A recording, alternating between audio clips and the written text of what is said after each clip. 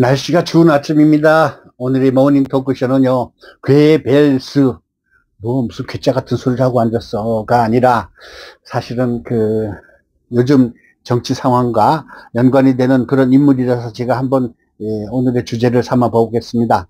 괴벨스, 뭐 이름은 얼핏 들으니까 독일 이름 같죠? 독일 사람이에요.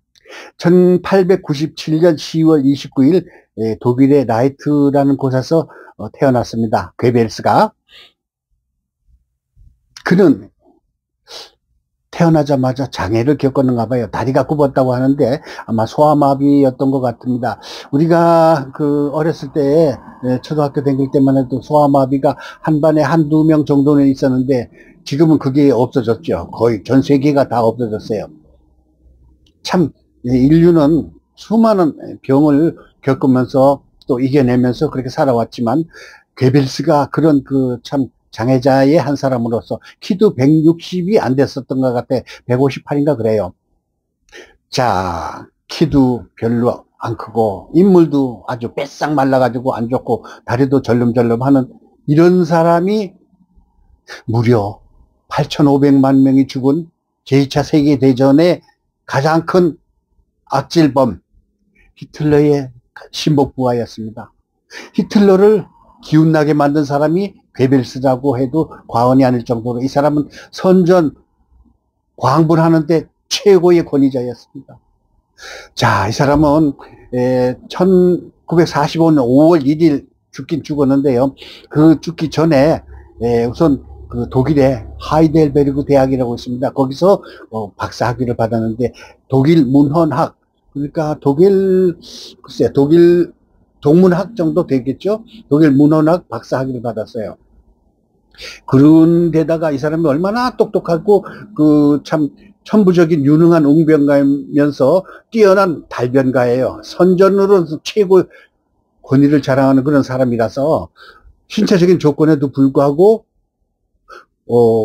공격이라는 신문, 델 앙그리프지라는 신문에서 또 다스 레이치라는 신문에서 두 군데서 편집장을 했어요. 참 머리가 좋았고 똑똑하니까 그렇겠죠.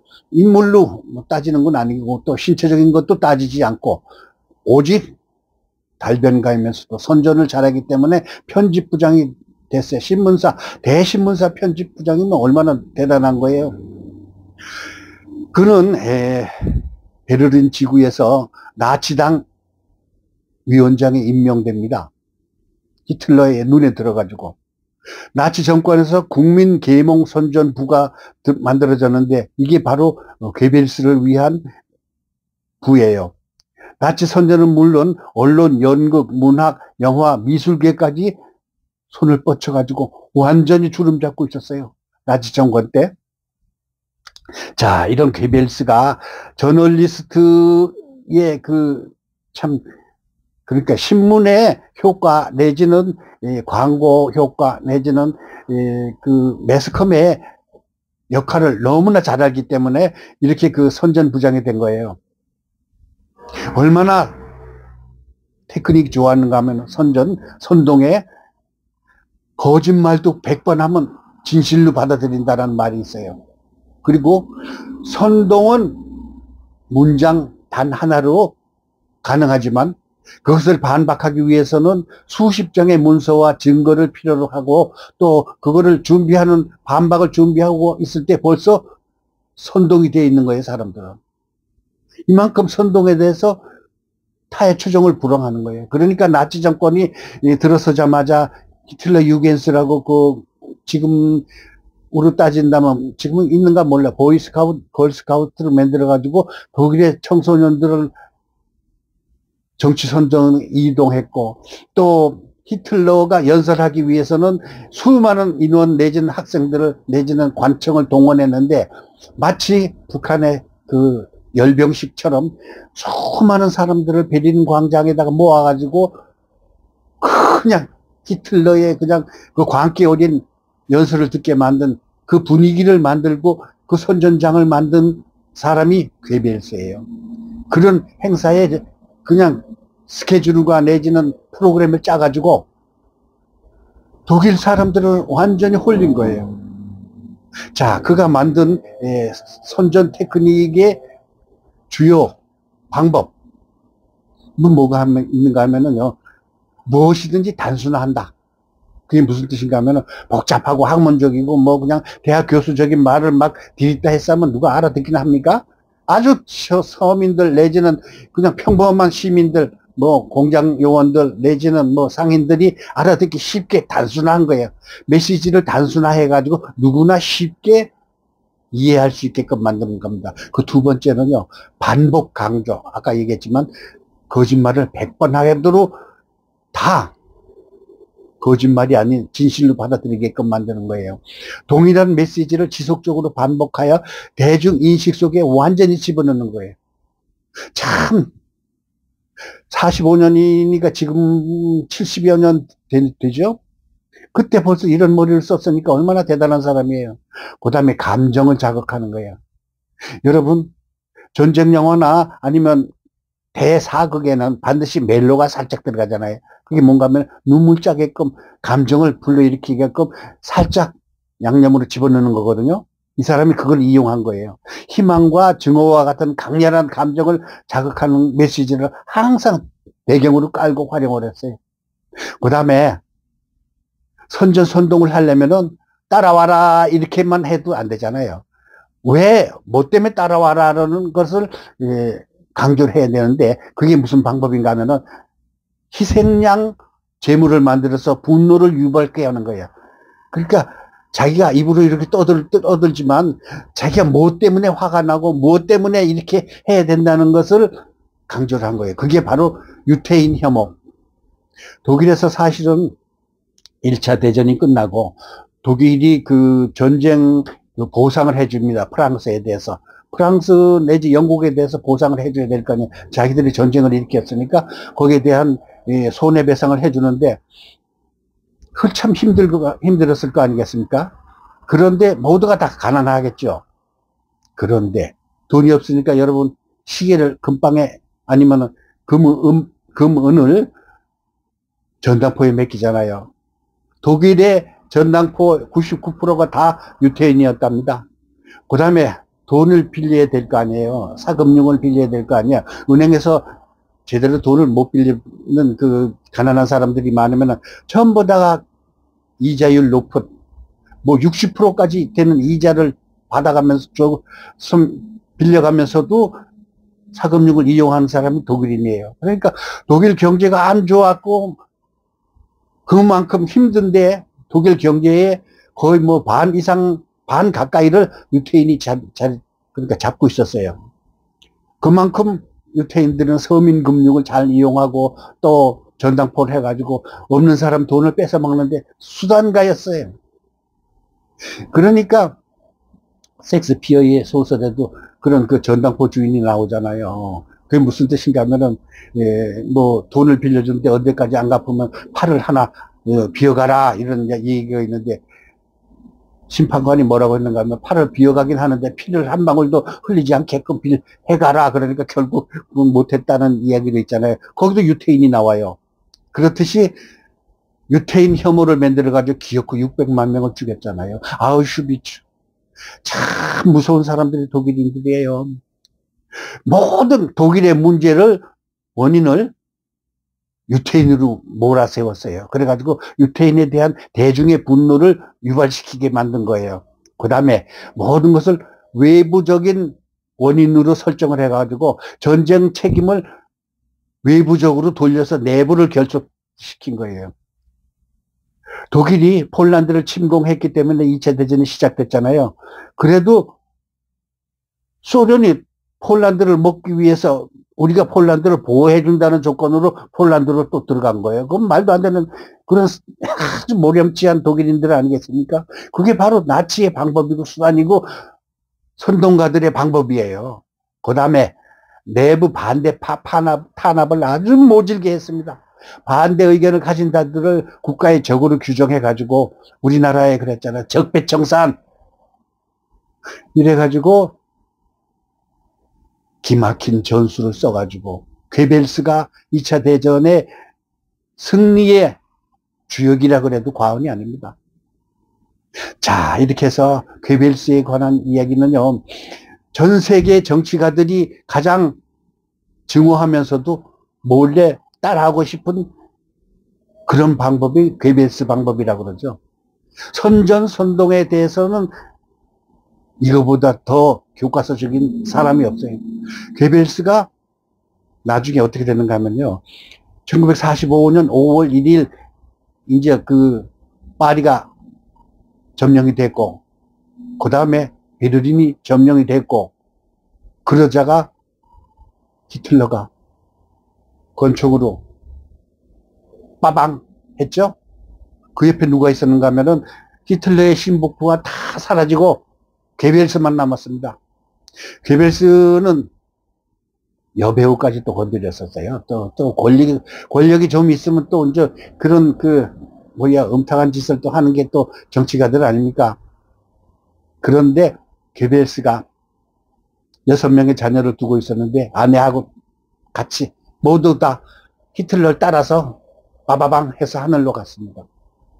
자, 권력을 가지고서 전 세계를 휩쓸고 2차 대전 유럽을 휩쓸고 북아프리카를 휩쓸고 그냥 전 세계를 다 차지할 것처럼 난리 부르스를 치던 히틀러가 괴벨스의 그 박수치는 소리에 그냥 넘어가가지고 전 유럽을 휩쓸어가지고 무려 사망한 사람이 8,500만 명. 그거보다 더 된다는 이야기에 대해서 정확히 주판으로 계산하고 전자계산으로 두드려가지고 정확하게 확인된 건 없지만 8천만 내지 8,500만 명이 그 사람 때는 죽었는데 결국은 거의 1억이나 마찬가지예요. 2차 대전으로 인해서 사망한 사람들이 다 뭐 때문에 선전선동 때문에 그렇게 된 겁니다. 여러분 괴벨스 기억하시죠? 자, 지금 현재 작금의 우리 대한민국의 정치를 다시 한번 생각해 봅시다. 그 얘기 할게요.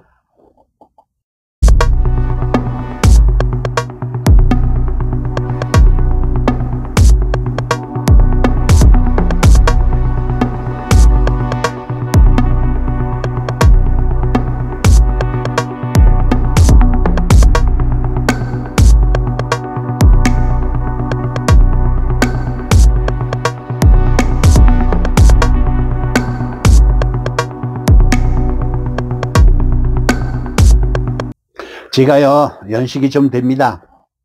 화가 안 돼, 무슨 정치 얘기야. 그러긴 하겠지만, 저는 스카이데일리에 2년 이상을, 칼럼을 쓴, 저널리스트라고 그래도 상관이 없을 정도로 좀 정치에 내지는 세상살이에 대한 이야기를 많이 했던 사람이에요. 그래서 TV 배우에서도 정치 얘기를 가능하면 안 하려고 그러는데 우선 간접적인 얘기만 한번 해볼게요. 괴벨스에 관한 이야기를 뭐 때문에 시작했는가 하면은요. 저는 회갑 기념 전시회를 인사동에서 내 생전 가장 크게 모시게 하려고 참 우리 지역 충주 지역 국회의원도 모시고요, 충주 향후에 있는 분도 모시고요, 또 중고등학교 선배님들도 모시고 이래가지고 거의 한 200명 가까이가 초대해가지고 인사아트센터라고 하면은 인사동에서 제일 대관료가 비싸고 또 제일 멋진 전시장으로 속합니다. 인사아트센터에서 제가 이제 회갑 기념 전시회를 하는데 마침 제가 주제로 삼은 게 황소였습니다. 황소 그림을 이렇게 배경으로 해가지고 멋있는 제가 이제 농촌 출신이니까 농촌에서 있었던 아름다운 황소 이야기 내지는 아름다운 황소의 같이 얽혔던 그런 모티브를 삼아가지고 그림을 그렸는데 마침 또 그때 또 무슨 사건이 벌어졌는가 하면은 광우병 사태가 벌어졌어요. 인사동이 강화문에서 불과 1km 정도밖에 안 되잖아요. 1km도 안 돼요. 근데 강화문에 100만 명이 몰렸습니다. 그 광우병 데모 때문에 그냥 머리가 송송 구멍이 탁 이렇게 난 얘기도 있었고 미국제 소고기를 먹느니 뭐죠 그거 독한 거 빨리할 때 먹는 거 그거를 먹는다는 배우가 다 있었으면서 또 미국제 소고기 결사반대 뭐 난리 부르시고 광화문에 100만 명이 왔어요. 그러니 제가 인사동에서 전시회를 마침 황소를 가지고 전시회를 하는데 얼마나 피해가 컸겠습니까? 아니 여기도 황소잖아. 미제 황소입니까? 또 이렇게 묻는 사람도 있어요. 엄청 속상했습니다. 그래도 제 일생일 때 가장 큰 전시회라서 성과는 괜찮았어요. 성과는 괜찮았는데 그 당시 MBC PD 수첩에서 뭐 머리에 구멍이 뚫리고 뭐 어쩌고 저쩌고 막 괴벨스처럼 선동을 하는 거예요. 그 뭐 이거를 위해서 우리 대한민국 사람들은 다 죽을 거라는 또 뭐 겁을 주고 뭐 난리 부르스를 치고 또 그 옆에서 또 장난치는 사람들이 또 있잖아요. 정치하는 야당하는 사람들이 또 야, 기회는 이때다 하면서 자기들이 예? 정부를 제압하고 자기가 이 정권을 탈취하려고 그러는 사람들이에요. 사실은 뭐 민노총이니 뭐니 뭐 다 한 박자가 돼가지고 세상에 그러니 100만 명이 강원에 있었는데요. 그 뒤에 지금 어떻게 됐습니까? 미제 소고기 먹고 죽은 사람이 있습니까? 미제 소고기 먹으니 차라리 뭐를 먹겠다고 독약을 먹겠다는 여배우 지금 미제 소고기 안 먹습니까? 식당에 가면 미제 소고기 돈이 없어서 못 먹지 뭐 누가 못 먹어요. 얼마나 맛있는데. 죽은 사람 아무도 없고 다친 사람 아무도 없고 병원에 입은 사람 아무도 없는데 100만 명이 강화문에 난리를 부르스 치는데 그게 원인이 뭔가? 자, 선전선동에 넘어간 사람들이에요. 우리 한국인들은 선전선동에 넘어가는데 아주 선수들이에요. 어떤 면에서는 멍청하고 바보고 병신들이에요. 100만 명이 나와가지고 소고기 안 먹겠다고 난리 부르스 치는데 그 사람들 지금 소고기 먹습니까? 안 먹습니까? 미제 소고기 먹나요? 안 먹나요?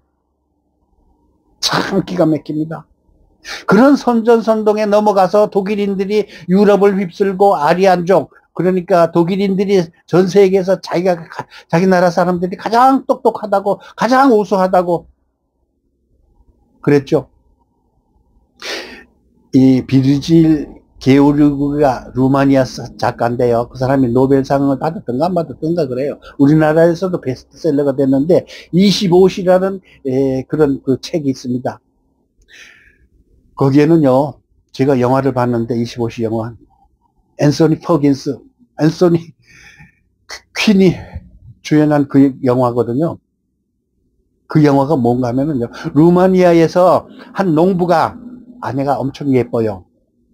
엄청 예쁜데 경찰관이 유태인을 잡아가지고 보내라 이런 그 지시가 내려와요. 근데 루마니아 사람인데도 그 아내를 빼앗기 위해서 미녀 아내를 빼앗기 위해서 경찰서장이 안소니 퀸을 유태인이라고 집어넣어가지고 그 독일로 보냅니다. 참 기가 막히죠. 유태인으로 학살 600만 학살 명단에 들어간 거예요.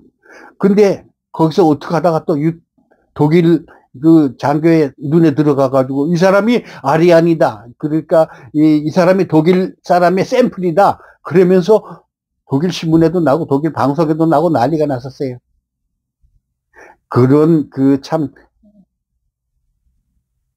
말도 안 되는 사건이 벌어지는 게 유럽이고 그 당시 유럽 사람들이 참 악행을 저지른 히틀러와 괴벨스였습니다.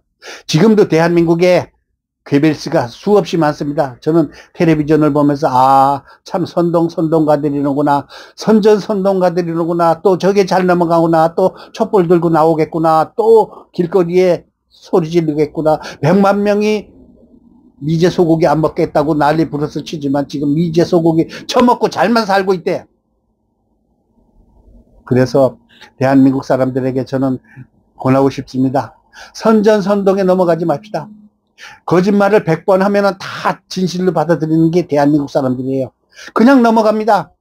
정신 차리십시오. 저는 이날 이때까지